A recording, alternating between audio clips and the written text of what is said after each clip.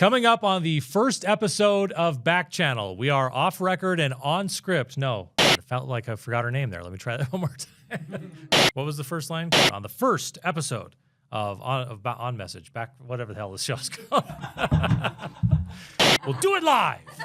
I'll write it and we'll do it live. Yeah. Coming up on the first ever episode of Back Channel, we are off script and on record with Abby Osborne. She's the Chief of Staff for the Utah House of Representatives, a position she's had for about 7 years. But we're going to talk about the beginning of her career and go back even to her high school and college athletic days because she played golf in college without ever having played golf in high school. That's a really interesting story. Plus, we're going to talk to her about working for 2 different speakers of the House and what it takes to run an effective legislative session at the Utah Capitol. This is the Back Channel. Back Channel. You didn't hear this from me. Back Channel. Hey, you're not going to quote me, are you? What channel is it on? Back Channel.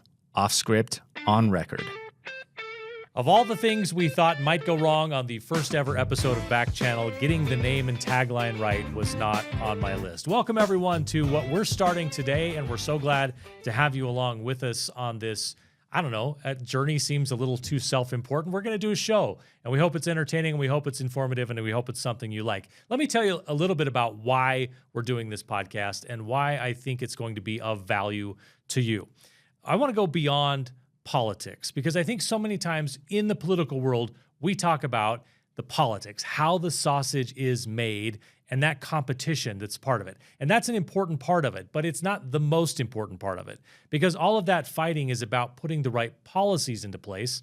And too often, I don't think we spend enough time getting to understand the policies.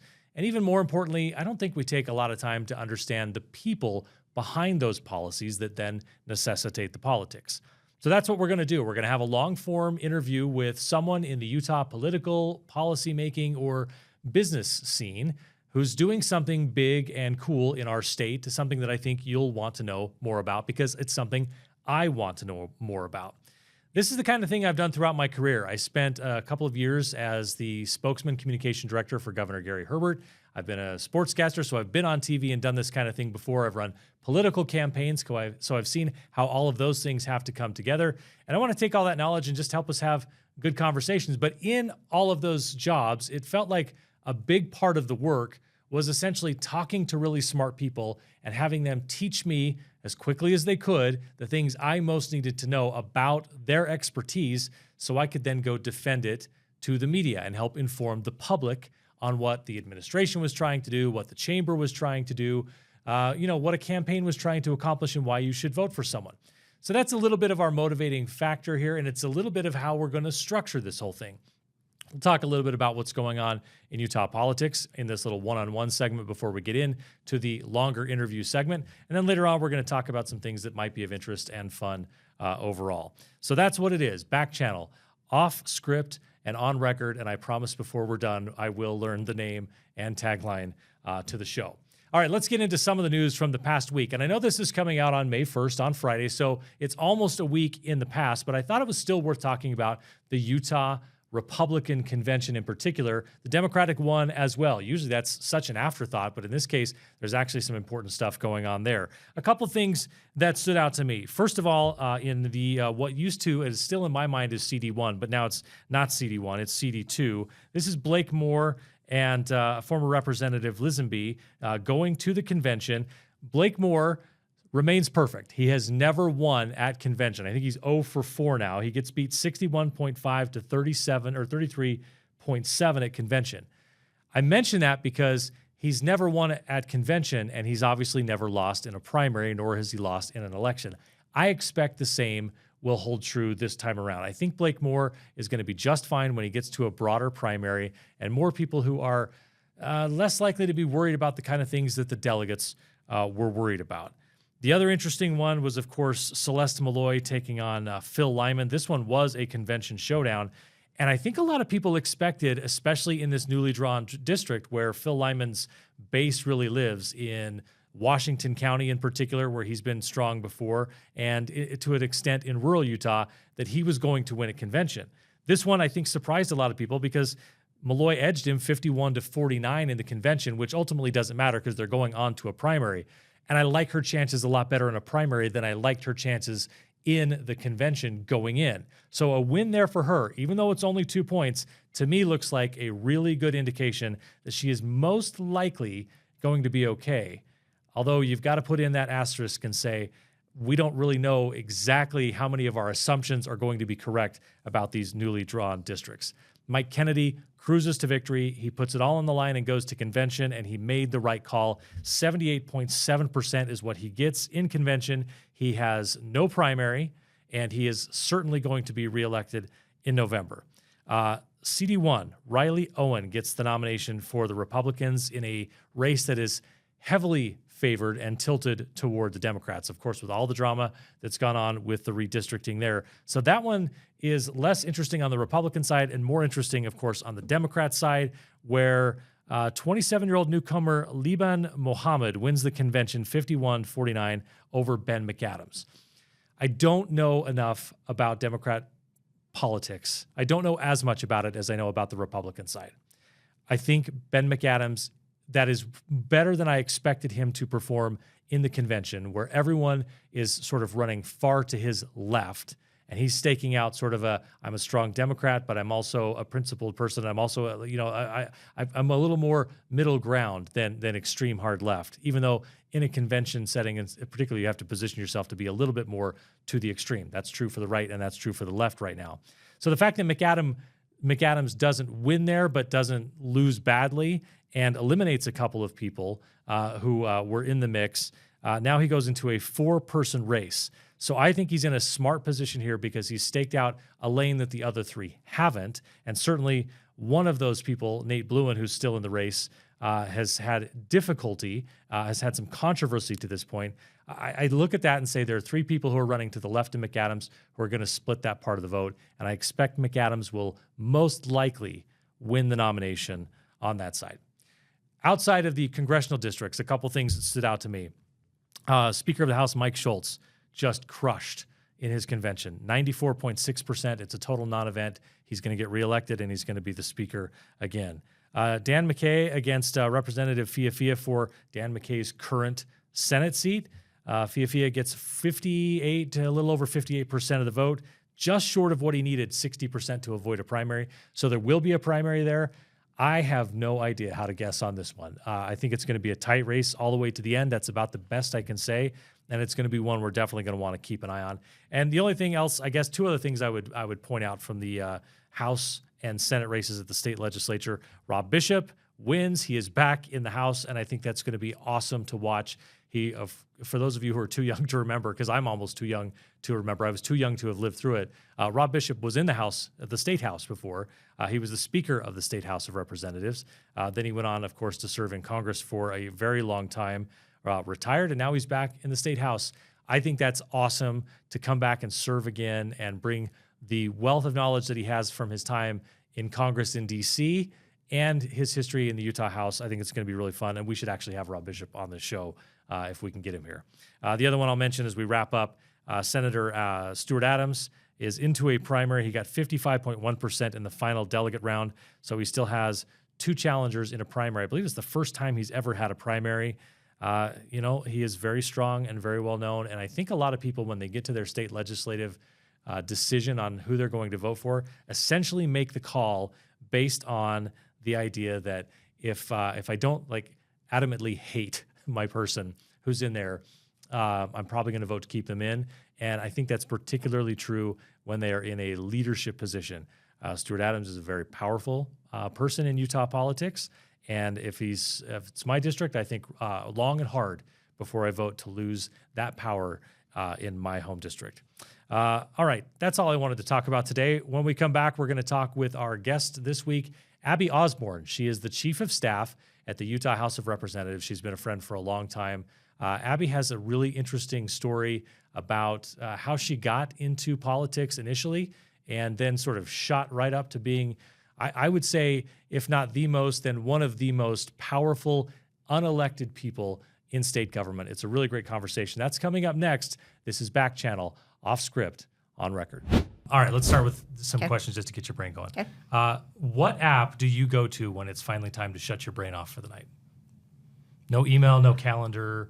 No iMessage. Probably Instagram. And Instagram. I will tell you, my feed is full of volleyball because my daughter plays volleyball and probably uses my Instagram more than I do because she's not yet 16. And I have followed that she doesn't get Instagram until 16, or social media, I guess, till she's 16.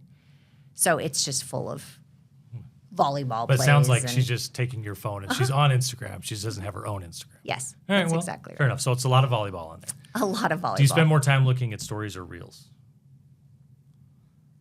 Probably a little bit of both, honestly. I mean, reels, you can kind of just, it's mind numbing, but Yeah. I do stop myself after a while because it's just such a waste of time. Do you have like an internal timer or do you actually set like a control for No, yourself? no. I don't have a, no, I just know, okay, it's 9:30. I'm getting off this in 10 minutes, but it is kind of mind numbing. Yeah.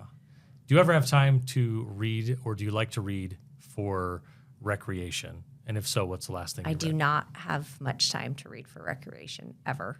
But the last book I read was Strength to Strength by, oh my goodness, Arthur Brooks? Arthur Brooks. Thank you. We just said it and Yeah. I blanked it, but it was a really great book at the time. So You can't forget that because he's here a lot. And He you is have, here you a bump lot. into Arthur Brooks every from now time and to then, time. Yeah. it's what a great joy that is, Yeah. right? To have him here. And I think maybe I shouldn't say this, but I think he's the commencement speaker for the U this year. That might be breaking news. Oh, okay. We'll see if it's breaking news. Sorry. If it is, we'll just bleep it right out. People will think you just cursed like a sailor, and that'll be it. Yeah. So you don't read a whole lot for recreation, but like, what was the last thing you read? That book. Okay. The Strength to Strength Okay. book. That so was it's like sort of a nonfiction thing, is your Yes. thing. Okay. Yes. All right. Not much into the novels. resonated with the story that he just heard about the relevance of somebody that's life has changed. Yeah. And, Well, we're all getting to that age. I look at you don't look it, but we're both getting to Yeah, that no, age of I'm like, what's the definitely next getting to chapter? the age. Did you watch the 60 Minutes report with Ben Sass this last Sunday? I've had it sent to me by a couple of folks. I have not yet had the time to go through it. You should. It's really good. The audience should. Kind of a life-changing discussion. I mean, obviously his life is nearing end with his cancer diagnosis, but great perspective from a guy that's like this. Being a senator or being a congressperson is not the end-all be-all. It should not be your number one, life goal. Being a father and a husband and a mother and a good person should be, and it actually dovetailed really nicely with the Arthur Brooks book. So yeah, it's worth the whatever 4 or 5 minute segment that they did. It was good. You've been in in your leadership position in the House as the chief of staff long enough that I'm going to imagine that you've seen a lot of that come and go. You've seen a lot of people come into the legislature, serve their entire time, and leave. Is that something you see a lot? I don't want you to necessarily put anybody on blast here and name them, but like they come in and they think it's a big deal.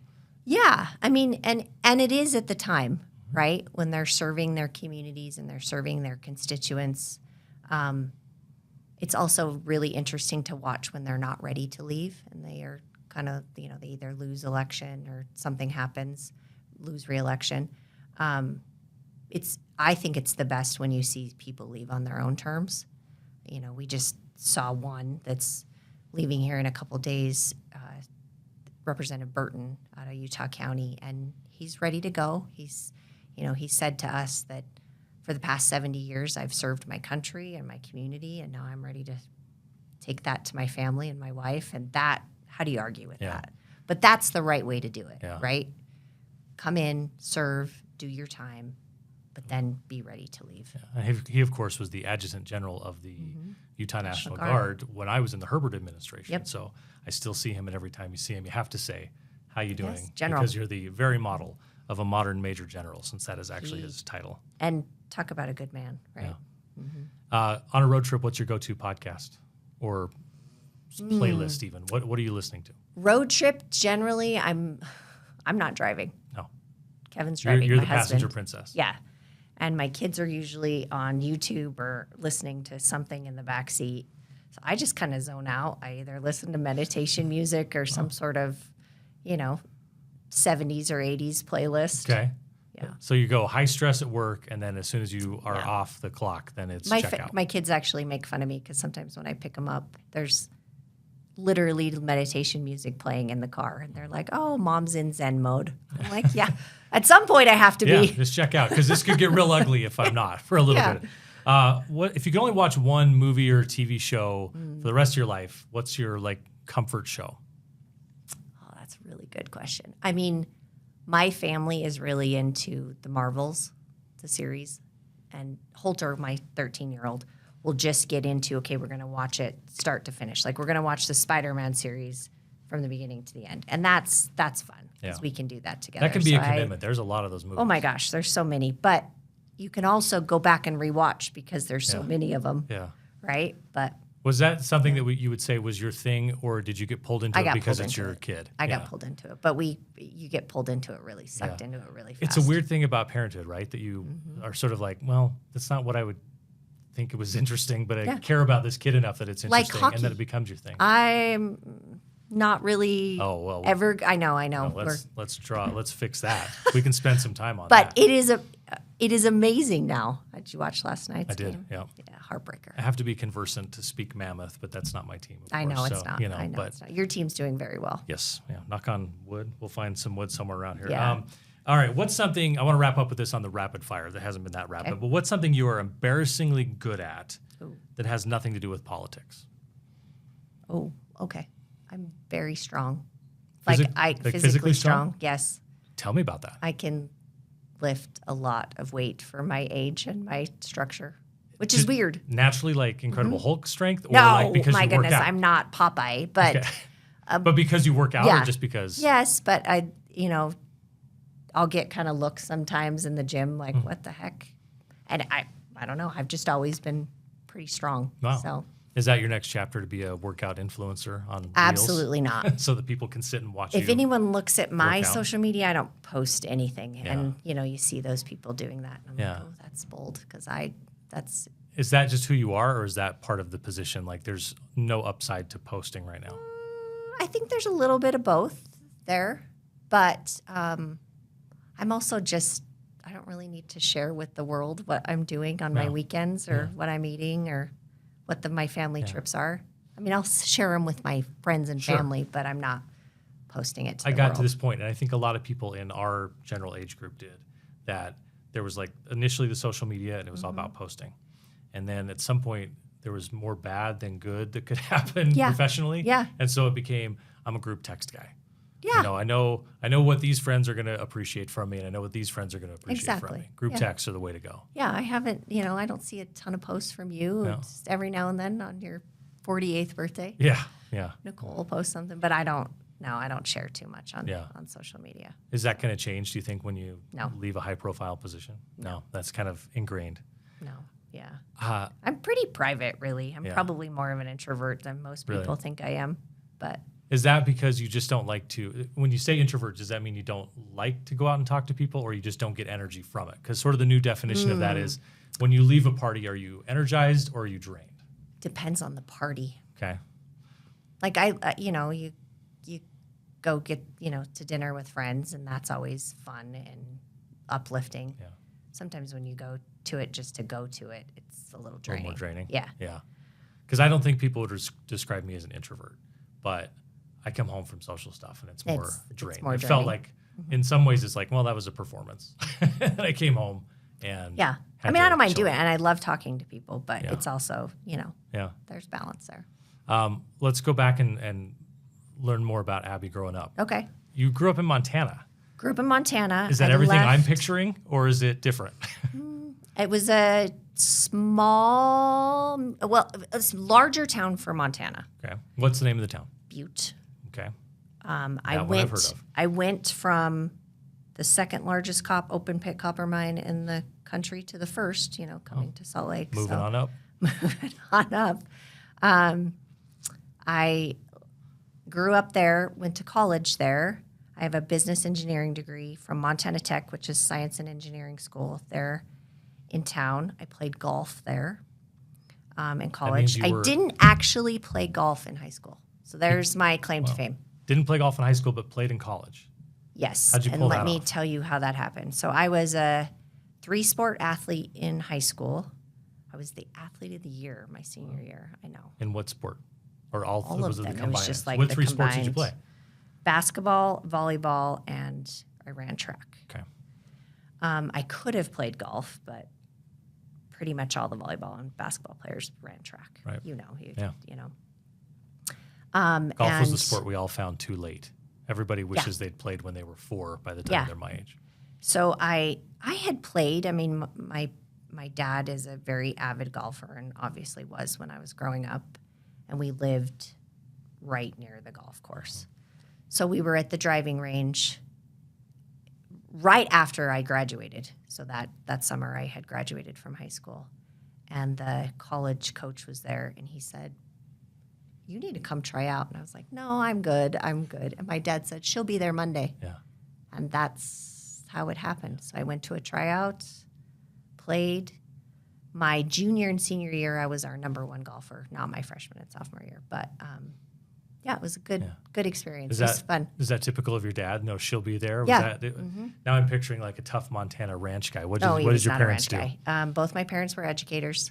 My mom taught first grade for 38 years, and my dad, growing up, he was a math teacher and a coach. Every coach, football coach, basketball coach, coach track. Did he coach the boys usually, or did he coach teams you were on? Never coached any women's. And then when I was in junior high, he became the athletic director of the high school. So You were an ore digger in college. What were you in high school? bulldog. A bulldog to an ore digger. Ore digger's an awesome mascot. Did you love being an ore digger? I don't really think I thought about it back then. It's funny. My parents were here this past weekend. They still live in Montana, and my daughter's 15, 16, and starting to get recruited in the sport that she plays.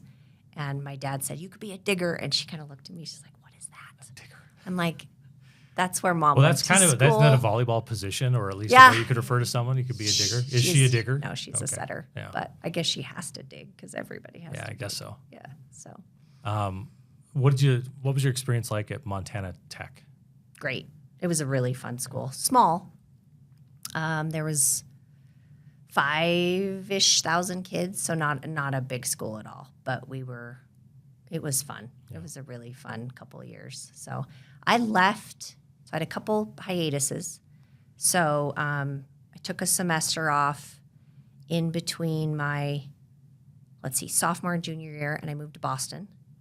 I nannied for 6 months, and then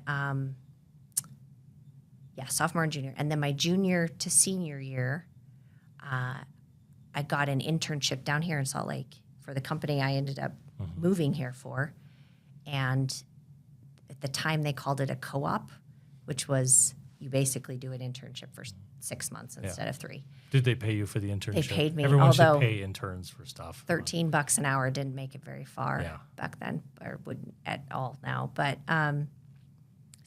took 5.5 years or 4.5 years instead of 5. But Yeah. I did it. Lots of Finished people it. go to school for 7 years, right? They're called doctors. Yeah, exactly. So that's what brought you to Utah. And is that Granite? Is that where you started? Is that Yeah. the company that brought you here? Spent 13 years at Granite Construction. They're a national heavy civil contractor. The green and white trucks that you see all over the valley. 13 years there, which seems like forever now that you put jobs into decades. But it was a really great experience. I spent 4 of it before I was married, before I had kids, traveling the country. So I got an assignment. I worked for a corporate office, but still lived in Utah. And I got on a plane on Mondays and came home on Fridays. But I got to go to every part of the country and work on Like big and small, like not, big and small. Yeah, I mean, I spent a month in the Florida Keys on a project they were there's doing. worse assignments than that. Right. But then, Seattle in the winter, went to Alaska in the summer. So we had a great team that did that, and that was a very cool experience. Did So you like all that travel, and are you glad you don't do it now? I could never do it now, but I really enjoyed it at the time. And like I said, it was, I was 26 years old and wasn't married and didn't have kids. So it was a good time in my life to go do that and see the world. But I absolutely couldn't do it now. How much? I don't did know how your- people do yeah, that. Actually, that's a lot of and- travel. How much well, there was a time when I thought I was going to be the governor's guy going between Yeah. Salt Lake and DC. Yeah. And I look back, that didn't work out. It's a longer story, but I'm glad. In a lot of ways, that would have been a lot of travel, and my kids were pretty young at the time. So Yeah, you see these people that do work in DC, Yeah. Corey Norman and Yeah. others that do the back and forth, and that's a lot. It's Yeah. a lot on them and a lot on their families. So air travel is fun, and once a quarter. You get beyond that, and it gets to be a little bit much. and staying in hotels, you just want to be home after a while, right? Yeah. Drive your own car and My theory is that even every vacation or every trip, whatever it is, somehow is always one day too long. Doesn't matter can how be, many days yeah. it is. If it's 2 days, I should have gone home. I should have yesterday. gone, I always yeah. should have gone home yesterday. Yep, It's the way I feel about him at this point. for sure. How much did your role change at Granite? Like, what did you started off traveling a lot? Well, how much did your job change as you went throughout those years? First couple years, I was the cost engineer for the branch here in Utah. So I did all of the different costing for all the different projects, big and small. I mean, they used to do parking lot work, but then rebuilt I-215 and Yeah. I-15, right? During the Olympics. Then I went and did that little stint. When I came back from the stint with corporate is when they said,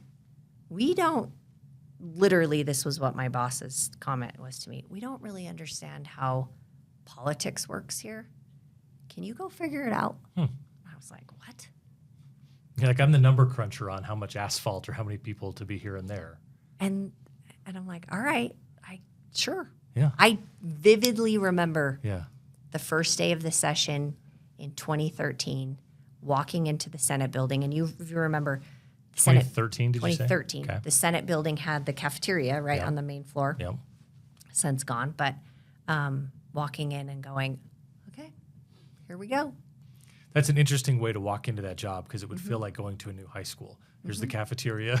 I don't know who any of the people All are. these I don't know where the cliques. cool kids are. I don't know where the nerds are that I don't want to sit by. Yeah, I just kind of figured it out. That's really interesting that you say your boss came to you and said, hey, we don't get this. Can you get this? In the moment, did it seem like as big of a decision to say, yes, No. I'll figure this out as it is in retrospect? No, not at the moment. I thought, I'd go meet some people, kind of get a slay for it. I never dreamed, 15 years later, look Yeah. at where this led. But So- you must have taken to it because you did that for Granite for how long? Were you kind of on the government Ooh, side there? that's a little bit of an interesting story because I did a straddle year, as you know, at the chamber. Yeah. So here's kind of how I Which year handled did you it, Marty. straddle at the chamber? Because it's hard for me to remember years. 14 to 15. Okay, so just after I had left. Yes. Yeah. So I got on the transportation board at the chamber. Like I said, I walked into the Capitol. I just started talking to people, Yeah. which is, a little bit outside of my comfort zone. But we did it, and we figured it out. And they showed people are great up there, Yeah. really. Like if you just are gregarious and can go talk to people, they Oh, sure. generally let you in, right? Yeah. But I just started meeting people and understanding how the funding worked for infrastructure and the local stuff and the state stuff. But anyway, I got on. We were members of the chamber, Salt Lake Chamber, and I got on their transportation board, which is Right. like one of their Yeah, committees. that committee, yeah.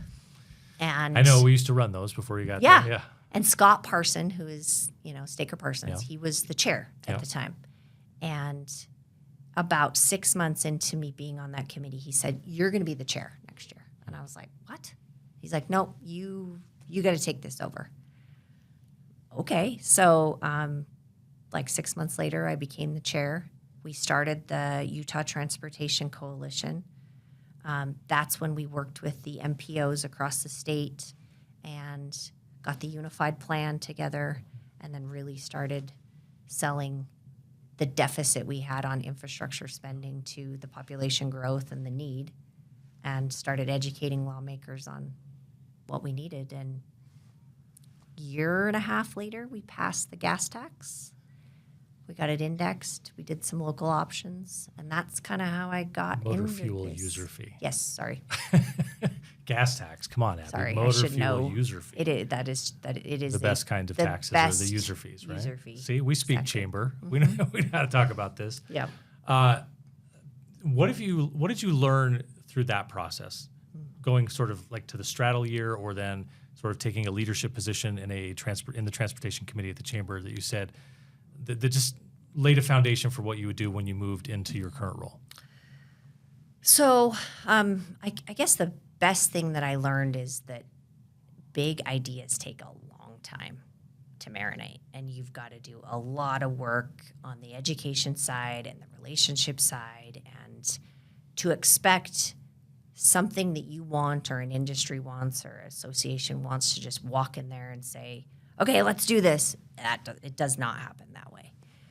But working to gain relationships, to educate people on the issue, the give and take as well.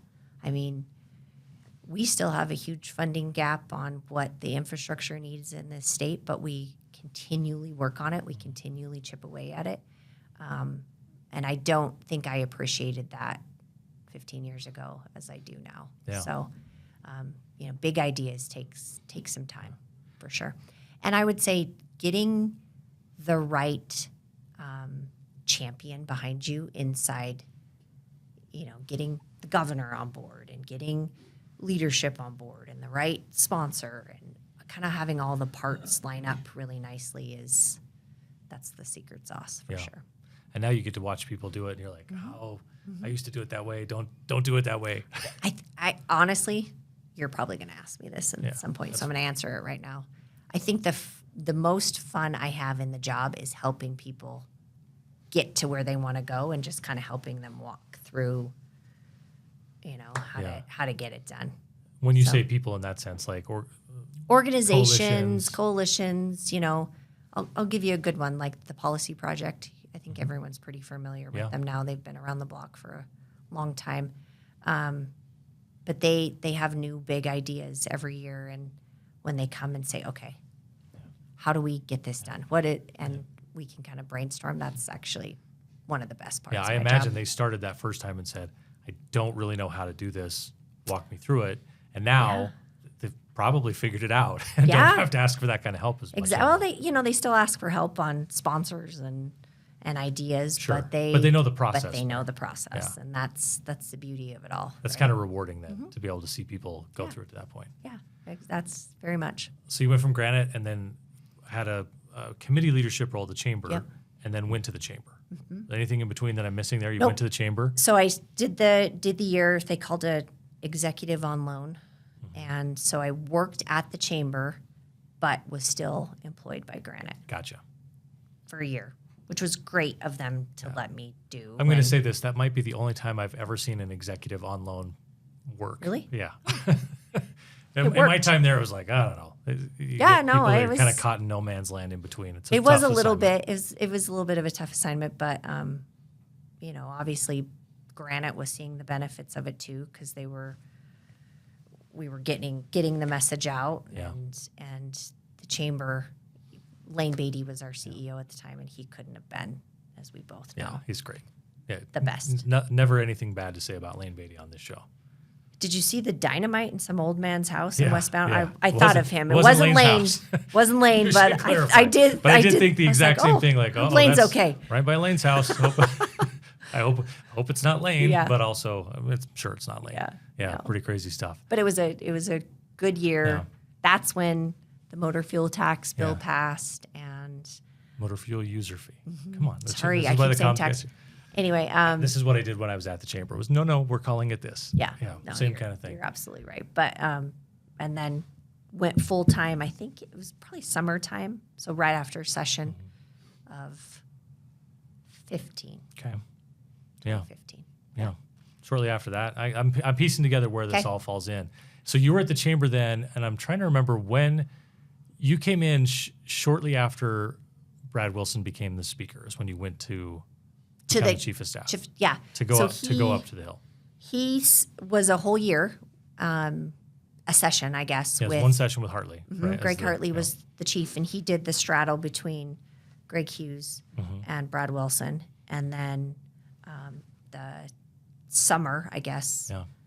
July 1, I started of 2019. Yeah.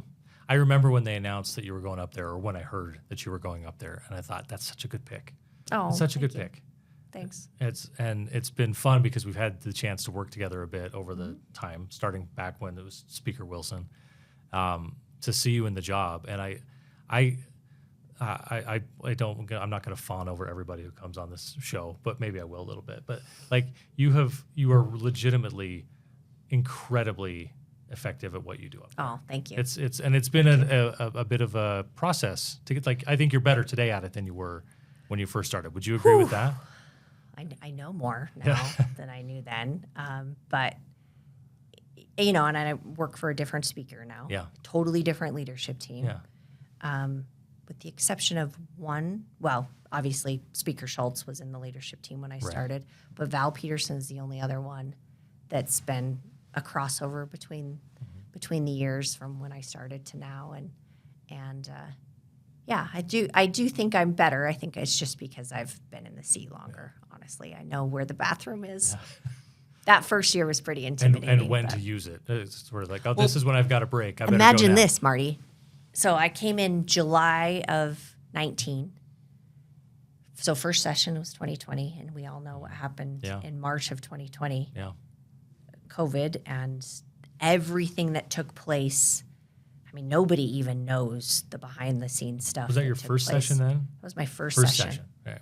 First session. And, it didn't happen until the end of the session. But the stuff that took place that spring, summer, and fall of 2020 with COVID and shutting down the economy and quickly opening it back up and the negotiations. And I think we had 6 special sessions that year.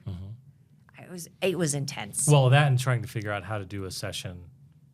Yeah. In a pandemic when people couldn't be around each other and what restrictions were in place. Yeah, so we had, totally remote sessions with the exception of Speaker Wilson and needed staff in there, and then started slowly bringing people back in, in a reasonable way, but it was crazy. Do you think there's a value in sort of that baptism by fire? Because I'll tell you, when absolutely. my first week in the governor's office was in December of 2013. Okay. I started like on December 12th. And if I remember right, it was like December 20th that you'll have to remind me which court ruled, but essentially in a moments with no notice, legalized same-sex marriage in Utah. Oh, that's right. And it was like 5 days before Christmas. So my staff had already left for vacation. Yeah, you're thinking I'm going to start on the mid-December and have a nice... We had an interim AG who did not have a comms person. I was like in the first part of week 2 in the governor's office. And it was like, I don't even know where the printer is yet, let alone how do we run comms for like 2 big offices for in a the state. executive branch. The whole But like state. I look back on that and go, that was the best way to do it because everyone could sort of throw out expectations and say, well, we're figuring it out. Yep. Do you feel the same way when you look back at COVID? Yeah, I think when you put it that way, absolutely. It was just, you just had to roll up your sleeves and get it done, and everyone was on Team Utah, and we were just all doing the best, and yeah, no, absolutely. And I mean, the most interesting part was the next session when we were in, but we were required to test everyone. So we had the health department there, but we were also a staff testing You people. became the chief tester, right? Yes, I was sticking Q-tips up people's noses. That's a way to endear yourself to people you work with. Just have to give them a COVID test. We were fast friends, all of us. But it was a good baptism by fire. But I agree with you, just kind of jumping in and not. There was no break. Yeah. It was just right into it. Yeah. And That's where I would imagine, like, I wonder if you had a flashback moment to that one we talked about where your boss at Granite says, can you figure out this political thing? And now you're sticking like a Q-tip up someone's nose and tickling their brain and thinking, I said yes to this. And I had no idea what this was going to be. I've never actually put the two together till now, but that's really interesting way the perspective to look at it. So you've worked for 2 speakers, as you mentioned. Tell me your favorite thing about working with Brad Wilson. Brad is an amazing leader. He really is so thoughtful, very poised, just very respected leader. And, you know, he would walk in. So most of his time, you know, he had a little bit of Gary Herbert and then a little bit of now Spencer Cox. And just the respect that he carried across government was just incredible. And obviously still has it because now he's the CEO for the Olympics. And but he is just a very thoughtful, good man. Yeah. He's I mean, obviously we went through the trenches of COVID. He had a really interesting tenure, right? I'll never forget the day that he called. To know Brad, he likes to have his mornings that's where he does his best thinking. That's where he, you know, can really kind of gather himself for the day. I'll get to Speaker Schultz in a minute. Yeah. He's an early guy.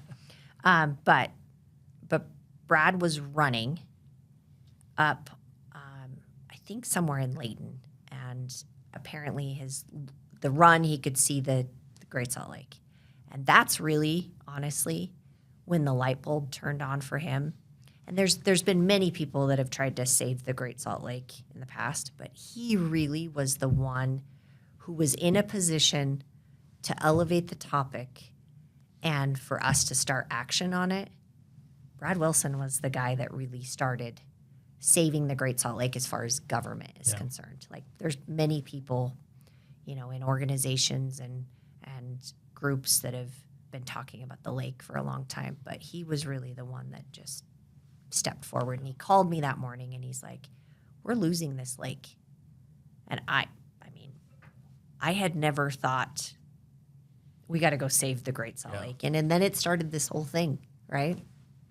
And now do we go a day without talking about the Great Salt Lake somewhere? Yeah. At some point, like 3 people yesterday, I thought about it this morning, 3 people yesterday. Oh, this rain is so good for the Great Salt Lake. Yeah.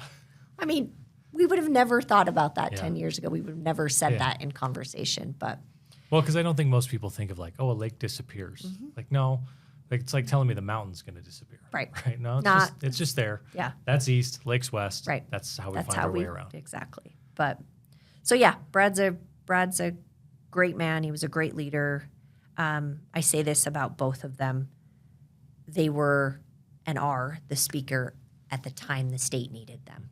The state needed Brad Wilson during COVID, really calm, collected, just a really thoughtful leader to get us through that.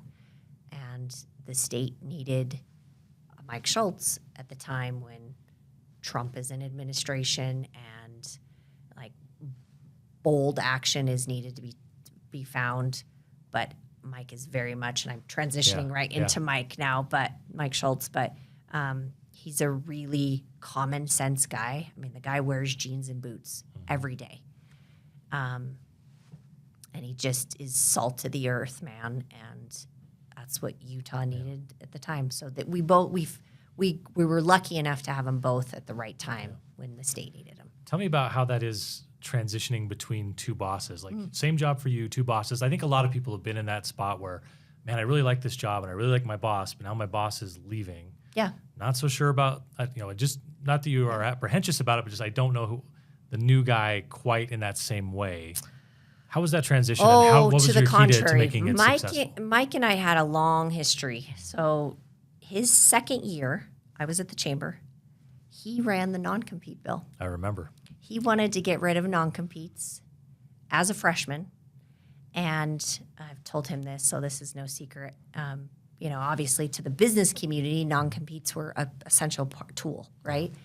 And everybody used them in different ways. And that at the heart of it, that was his problem, is that, there was no consistency and people were abusing him. But we were on 2 different sides of that issue and worked all session long. I think that was the 16 year, but I could be wrong. All session long coming together, and I was the point person. And we really did form a relationship where we just thought, okay, we can both give and take. We didn't both go to our corners, retreat to our corners. And that's how that's how relationships work up on Capitol Hill. You got to do the give and take. You got to stay at the table and continue to negotiate. And Speaker Schultz and the business community did just that. And I was lucky enough to be across the table from him on other side of the issue. So we definitely had a bond there. And then he became transportation chair the next year. And I obviously had transportation running language through my blood. And we did a lot together. It was the year he reformulated the UTA board. He wanted to rename UTA, and I actually convinced him to do not that, something very different, keep it. I actually knew Mike a lot better than I knew Brad when Brad made the call to me. So Mike's never told me, but I don't know if that was an influence to Brad to call me or not. But it just felt really natural going from the Brad transition into the Mike transition. And I really felt like Mike needed me there and to stay there and the continuity of that. So I find your job... No regrets of staying. I find your job so fascinating because you've got 75 members of the House. Mm-hmm. You generally work with the leadership team. I think that's the only way to probably manage that. Yeah. I was thinking about this the other day. Do you ever look over at the Senate and think how easy that would be to just have 29? Driving in here, I was actually on the phone for quite a while with Mark Thomas, the chief over in the House. And, sometimes I tell him how envious I am of how easy it is for him to wrangle his crew. I'm like, okay, I'm going to need an extra day because, and he knows. But he does. It's just a different animal, right? They're little more than a third, but very, very different, two very different bodies by design, but two very different bodies. So you've been chief of staff now for how many years? 7. 7 sessions. Are you at that point where you were starting to forget which bills were which numbers from 2 sessions ago? Yeah, I could remember numbers long time ago. Now they all just kind of blend in. But I know how to find them a lot easier than I did when I started. Yeah. So I've watched over the years you've been there that you've built a team that works, I think, more effectively each session, and you guys have really figured out how to do a session. I don't want you to give away secrets of how you do a session necessarily, because there is some magic to it. But do you feel like I'm reading that correctly, that you have said, hey, we've figured out that it's better to do this kind of issue at this point in the session and this one later? Yes. And how important has that been to keeping your sanity in that job? Oh, incredible. I mean, when I first came in, I think there was 2.5 staff in the House. Now there's quite a bit more. Yeah. And it's totally different now. And I'll say it so you don't have to. It was too few before. My goodness. I don't know and it's not too many now. I don't know how Greg Hartley did the job he did with the very few people that he had. But also COVID changed the world as far as government is concerned. We really used to be a part-time legislature, and it's not that way anymore. And now you're in session part-time, and that's... Yeah, it is fundamental that, we remain a citizen legislature. That's really important to have teachers go back and teach, and farmers go back and farm, and, electricians go back and do their job, and then they come and serve. And in fairness, real estate developers go back and develop real estate.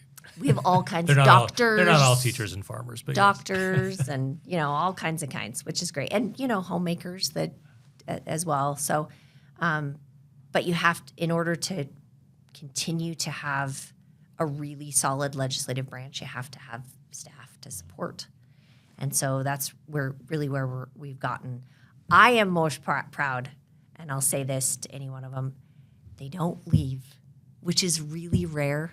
My team has stayed really constant, and I think it's because they really enjoy the work. Yeah. They like working for the legislature. They like the achievements. They like working with the members. They like to see the accomplishments. Like I always tell them, look in the rearview mirror and see what you had your fingerprints on. It's incredible. Yeah, it's incredible to see. Yeah, I had a little part of something to do with that, or support somebody that got that across the finish line. It's really rewarding work. I've had this conversation with people on your staff. I say, you're going to have tons of opportunity when you leave, whenever you decide that the right time is for you to leave. But you'll never have this experience again. Yeah. Right. This is No, you can't ever this go back. is- It's kind of like college. Yeah. You can't do it twice. This is you're in the white water. You're in the rapids right now, and it's a lot and it's intense. And thankfully, it is most intense for like 45 days, and there's some build up to that, and there's a little bit of a rest period. But you'll never get that back. Yeah. And when you leave, you'll have to find some other way to satisfy that part of you that loves the white water. That's strength to strength. That's why you need to read it. If you haven't read it, you got to read it because that's like the premise of the whole book. Yeah, you got to figure out what that next chapter is and what drives you. I want to wrap up on this question. What at some point, somewhere out there in Utah or maybe Montana, there's someone who's going to be the next chief of staff of the House of Representatives, whether that's your immediate successor or someone 20 years down the road. Let's say it's someone who's back at the age you were when you had that conversation with your boss at Granite and said, go figure this out. What would you tell that person right now, like to best prepare him or her for your job? Well, first, walk through the door.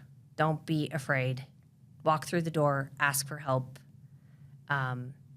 dive in, and then be bold. You have to be bold in this world to just get the respect. And I look at some people sometimes, like there's a few on my team that I'm like, no, you go do that. Go speak up. Know when to speak up. Know when to lay it all on the line and put it out there. But you got to start by walking through the door. I know for a fact that the movie I have seen the most in a movie theater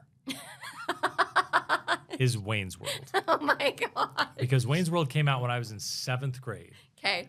And in Kaysville, the theater's still there. I don't know if it's still a dollar theater, but it was a dollar theater for most of my life.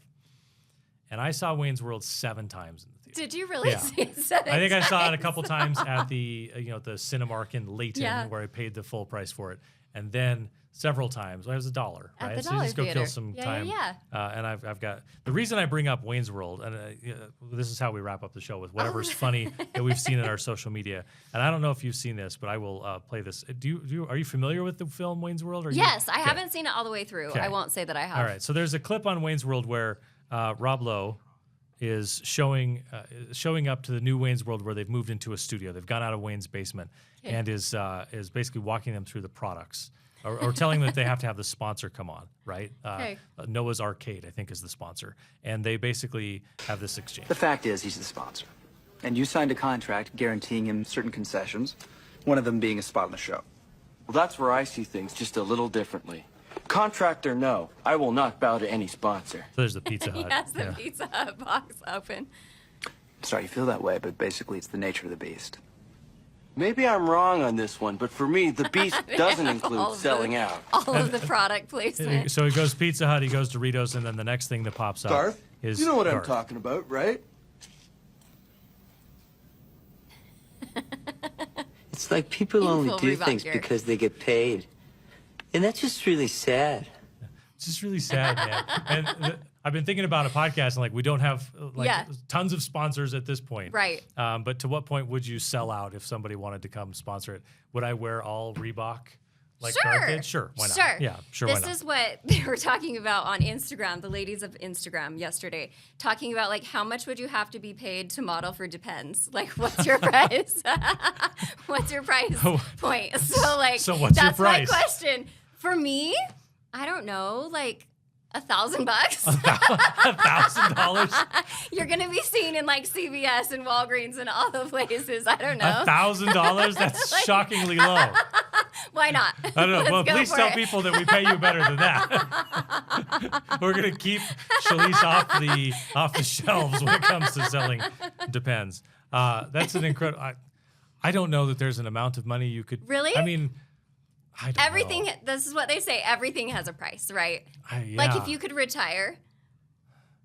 But you'd have to be the guy in the Depends commercials like the rest of your life. No, it's not commercials. They don't like televise it really. It's just like the packages. Oh, the packages.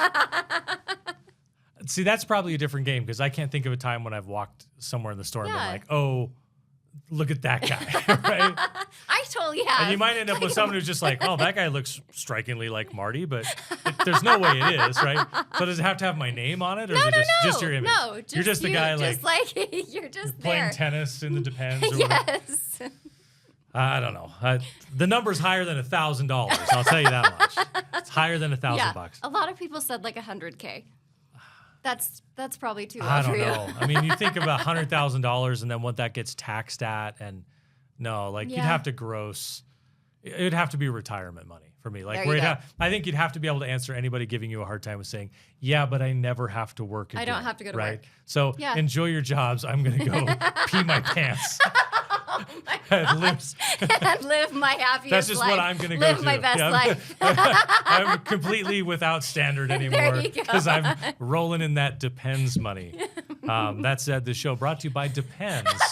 The undergarments, no, they're not a sponsor at this point. Okay, that's an interesting one. You had something you were going to bring up about Arthur Brooks. Yes. So I'm a big Arthur Brooks fan. He posted. Abby was talking about Arthur Brooks. during Was our she interview. really? Yeah. Everybody loves him. Yeah. He's the greatest. He was talking about how we need to be bored, how our brain needs to go into default mode so we can be more creative, less anxious, all the things. But he quoted a study that they did, I think in 2014, so it's older, like UVA Harvard collab, brought people into a room. They had to experience this painful electric shock, I guess, so they knew what it felt like. And then they told them that they were going to sit in the room for 15 minutes just alone with their thoughts. And like the majority of men, at least, that were put in that room for 15 minutes chose to shock themselves instead of sitting there with their thoughts. Did That shocking blows my themselves mind. get them out of the room faster? I Was that don't like, my think time's so. up, I can't No, I handle don't think this? so. Oh, It was just I'm like any bored. stimulus. Yeah. Yeah. Like anything that. not to be alone with my thoughts. I get that. I think this a lot of times with like my kids, it feels like they Yeah. always have something. Yes. Right? A minute of boredom. And look, I shouldn't just say just my kids. Nowadays, I'm I bored know. for a minute It's like and it's boom. 100%, I'm yes. right to TikTok or Twitter or whatever, X, whatever we might be looking at. Same. It's hard to kind of take that break. Do you do anything intentionally to try to make that part of your, like to overcome that? For sure. Like do I you do? always like drive completely silent. A lot of times walk my dog for an hour in the morning completely silent. Yeah. No device, Yeah. no anything but just in my head. I'm with you there. The dog walk in the morning is about a half hour our route, and it's no tech. That's a good time to get some thoughts in order.